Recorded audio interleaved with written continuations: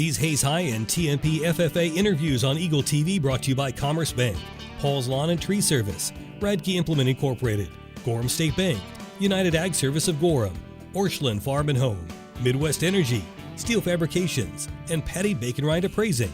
We're out at Hayes High. It's FFA week, and we've got Ashton and Connor with us today. Talk a little bit about their program at Hayes High. And Ashton, tell us a little bit about FFA for you. How long have you been in it? I've been in FFA. This will be my third year now. It's really cool because it has a lot of contests and different things you can get involved with if you're not necessarily into sports or anything. So that's important to me. Now, when you first got into FFA, let's say 3 years ago, what made you decide to get in? I mean, did somebody recruit you, or did they make it sound appealing, or what was it before you got in? I'd always heard of it, and not being involved in sports, I knew it was a good activity to be a part of with a lot of good people to get involved.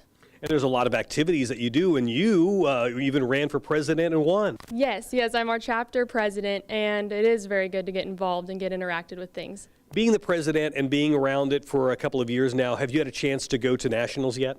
Yes, we went to national convention last year, and we drove all the way to Indianapolis, and it was a really cool trip. It probably fun and meeting a lot of people too. Yeah. All right, we're going to go over and talk to Connor a little bit. Connor, you've been here now how many years for at the FFA program? I've been here for 4 years, and I am now the chapter secretary, and I think FFA is just really cool because there's so many different opportunities, and it teaches you so much about leadership, time management, how to talk in front of people, which I think is one of the biggest things you can learn in high school especially.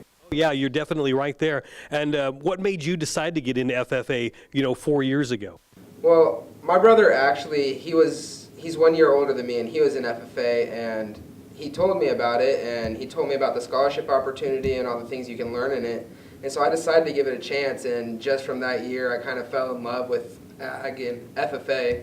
You probably met a lot of friends on the way. I did. I made a lot of friends. I meet a lot of cool people, and like going to national convention, you get to meet so many different people and talk to so many different people and hear their stories. Now, as an FFA member, you probably have some projects you personally work on. What kind of projects do you personally work on right now? Right now, I'm mainly working on the labor auction, which is one of our biggest projects where we have a lot of our FFA members sign up, and we kind of auction each member off for 8 hours of labor, and each year we raise over 12 grand. Well, you also raise a lot of money too with your plant sale. You were part of that last year.